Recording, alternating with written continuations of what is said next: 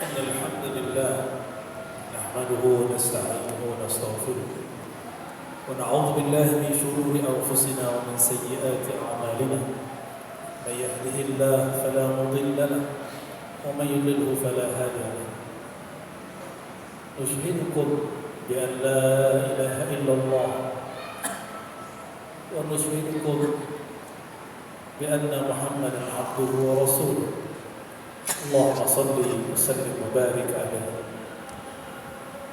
أما بعد أوصيني وإياكم أيها عباد الله أن تتقوا الله حق تقاته ولا تموتن إلا وأنتم مسلمون وجددوا إيمانكم بأن تكثروا من قول لا إله إلا الله وأكثروا في هذا اليوم المبارك من الصلاة والسلام على حبيبه الكريم نبينا محمد صلى الله عليه وسلم. Jemaah Jumat yang dimuliakan Allah Subhanahu wa taala. Alhamdulillah pada Jumat penuh berkah ini kita masih diizinkan Allah untuk menikmati santapan-santapan rohani berupa ibadah usbu'iyah, ibadah mingguan kita setiap hari Jumat. Ini adalah salah satu reuninya para arwah yang cinta kepada Rasulullah sallallahu alaihi wasallam. Rohani-rohani yang rindu kepadanya. Maka mereka berhari raya di setiap hari Jumat. Oleh karenanya kita bersyukur kepada Allah karena Ia telah memberikan hari ini sebagai hari Aid al-Usbu'iyah, hari raya setiap pekan. Puji syukur kita sampaikan kepadanya. Tapi syukur ini tidaklah sah kecuali berterima kasih kepada kekasihnya baginda Nabi Muhammad sallallahu alaihi wasallam. Man lam yashkurin nas lam yashkurillah. Yang tidak berterima kasih kepada makhluknya maka tidaklah sah berterima kasih kepadanya. Oleh karenanya makhluk yang paling layak kita berterima kasih kepadanya adalah baginda Nabi Muhammad sallallahu alaihi wasallam. Semoga Allah mengangkat derajat beliau dan menyebutnya sebagai al-wasilah. Dan beliau mengatakan, Allahumma ja'alni wa as'alullah ja'alni hadhihi al-wasilah. Aku memohon kepada Allah, kata Rasulullah SAW, agar menjadikan akulah sang wasilah itu. Itulah yang kita baca setiap ba'da azan. Jemaah Jumat yang bukan Allah. Suatu kali ada seorang sahabat Nabi sallallahu alaihi wasallam selalu mewiridkan baca surat yang sangat gampang dihafal. Yang barangkali anak sekolah dasar pun bahkan kanak-kanak pun sudah hafal. Tapi ternyata menjadi kekasih Allah itu tidak rumit. Cukup amalkan yang sudah tahu, meskipun sedikit tetapi rutin dan istiqamah. Sahabat ini remeh sekali. Setiap sholat akhir surat dia tutup dengan surat Al-Ikhlas, Qul huwallahu ahad. Hadis ini Sahih Bukhari dan Muslim, Abu Dawud, Tirmidzi. Hadisnya ramai sekali yang meriwayatkan. Lalu sampailah kabar ini kepada baginda Nabi Muhammad sallallahu alaihi wasallam. Apa kata mereka? Seakan-akan mereka meremehkan amal sahabat ini. Wahai Rasulullah, masa ada orang setiap rakaat baca qul. Kira-kira begitu laporan para sahabat kepada baginda Nabi Muhammad SAW. Apa jawaban beliau? Coba tanya dia. Salhu. Dalam hadis Imam Bukhari dikatakan salhu. Ada fas'alhu, tapi kalau bahasa ungkapan yang ringannya salhu. Tanyakan dia. Kenapa dia suka membaca Qul huwallahu ahad setiap rakaat? Sedangkan Nabi SAW tidak pernah mengajarkan dan mencontohkannya.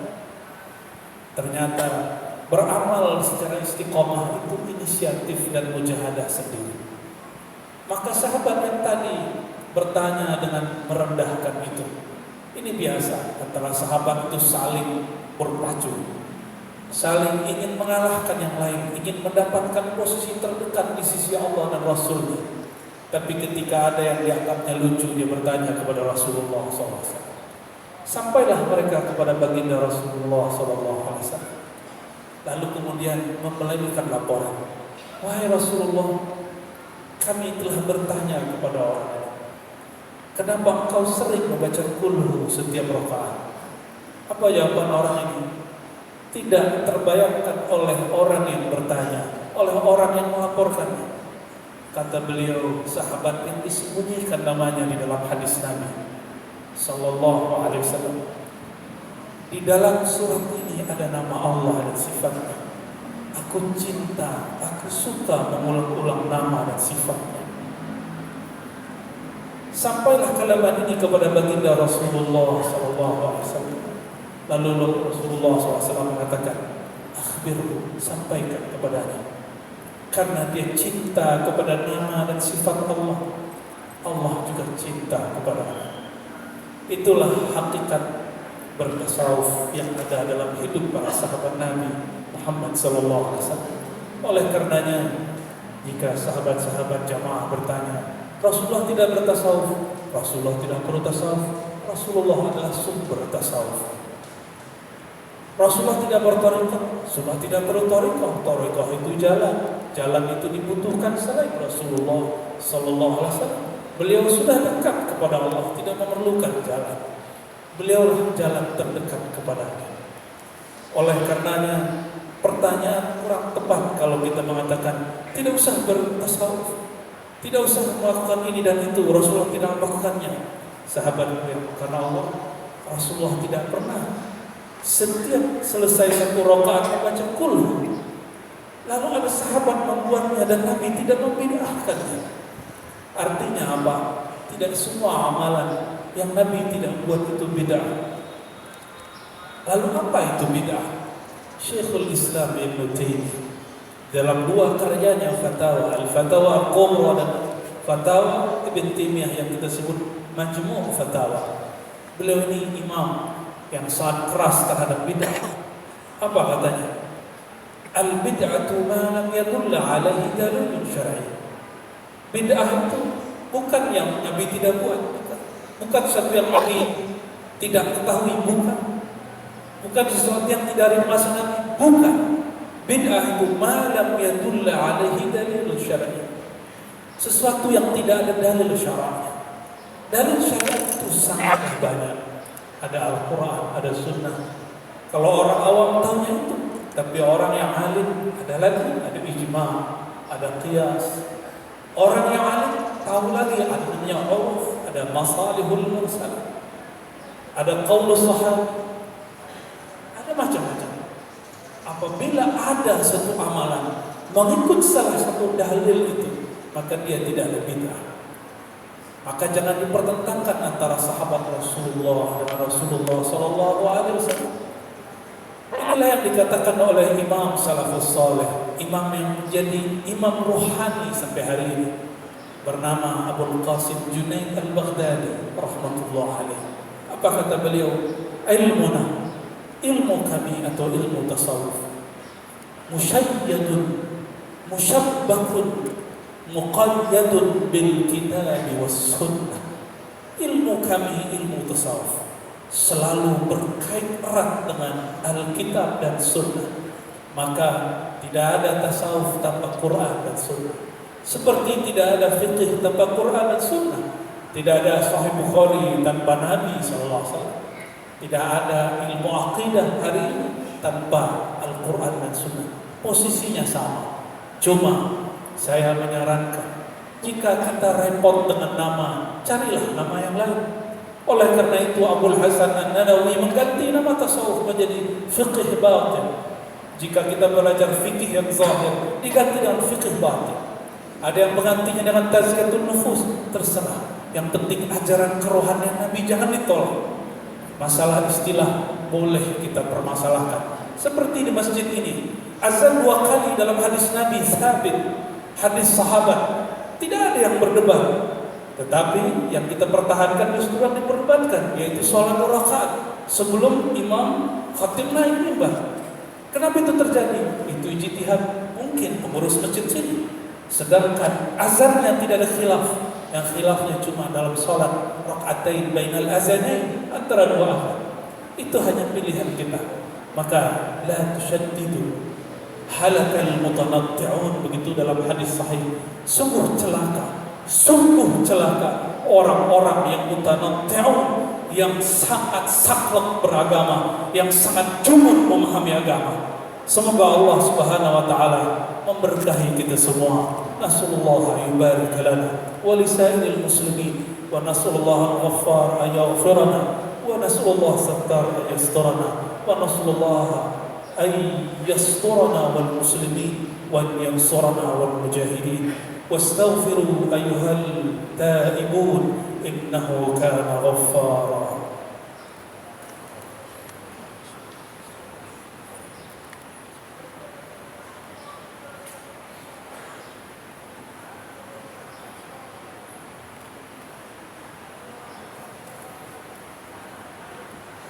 Alhamdulillah Rabbil Alamin, hamdan yuwafi ni'amahu wa yukafi'u mazidah.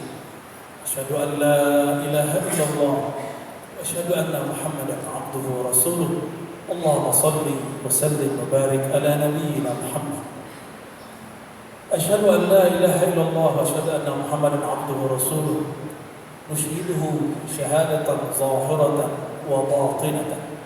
Amma ba'du, ayyuha ibadallah, أنصحت نفسي بإياكم بتقوى الله فقد فاز المتقون.